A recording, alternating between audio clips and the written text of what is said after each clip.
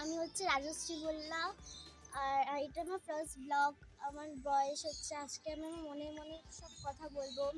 আজকে আমি স্বপ্নদ্বীপ স্কুলে পড়ি, জোনপুর স্বপ্নদ্বীপ শিশু শিক্ষা নিকেতন স্কুলে পড়ি।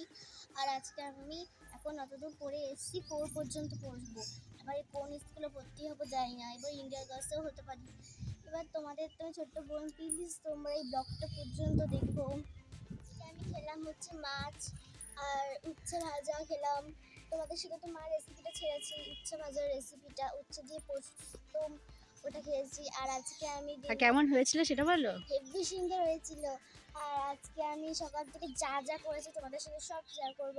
আমি রাত্রেবেলা উঠে মার সাথে গল্প করি, তারপর বোনের সাথে সকালবেলা উঠে খেলি, পড়াশোনা করি, তারপর পড়বো, পড়ি, তারপর আবার বোনের সাথে খেলা করি, আবার পড়ি, তারপর রাত্রে খেয়ে ঘুমিয়ে পড়ি, আবার সকালবেলা উঠে এটাই। আর বাবার সঙ্গে বাবার সঙ্গে হয়ে যায়, বাবার সঙ্গে হাঁটতে হয়, মা আরও একসাথে থাকলেই হয়ে যায়, গল্প হয়ে যায়। হ্যাঁ গল্প হয়ে যায়।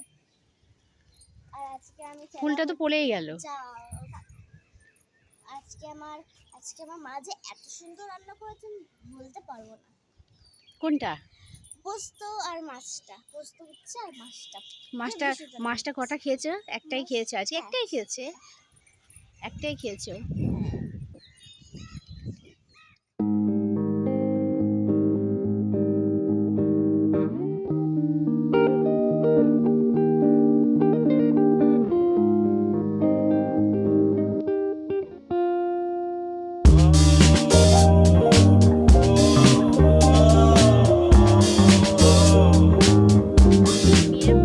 কেমন লাগলো তোমরা জানিও কমেন্টে।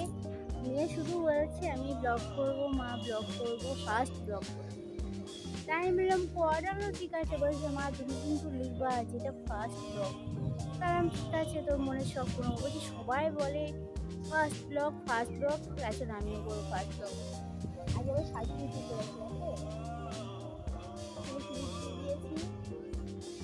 হালকা করে বেঁধে দিলাম ভিজা বলে।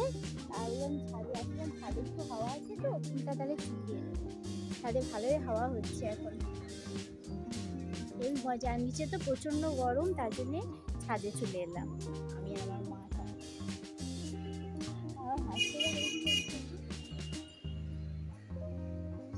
ফুলটা পুরো পাতলা হয়ে যাচ্ছে,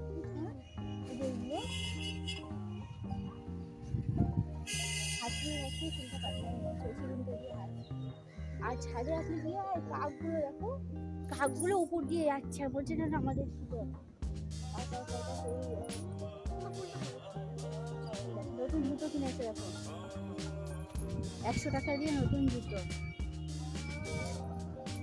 যখন যা দেখবে বাড়ির সামনে দিয়ে যাচ্ছে সেটাই ওকে কিনে নিতে হবে। পরশুদিন দিয়েছে এই জুতোটা, আমি ভাবলাম 50 টাকা দামের জুতোটা নেবো, তো 50 টাকা দামের জুতোটা নিতে 100 টাকা দামের জুতো।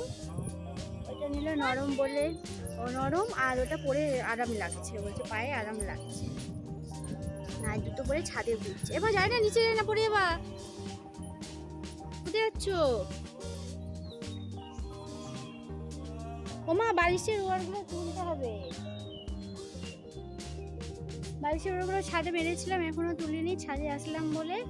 আর সকাল থেকে তো কোনো ব্লগ করতে পারিনি, তা বিকালের ব্লগটাই তোমাদের সঙ্গে শেয়ার করবো।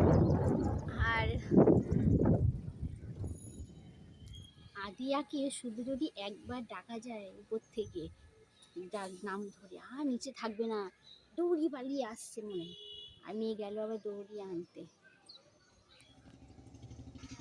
এই দেখো আস্তে আস্তে উঠছে, ঠিক চলে এসেছে সত্যি। এই সিঁড়ি দিয়ে একা ছিল,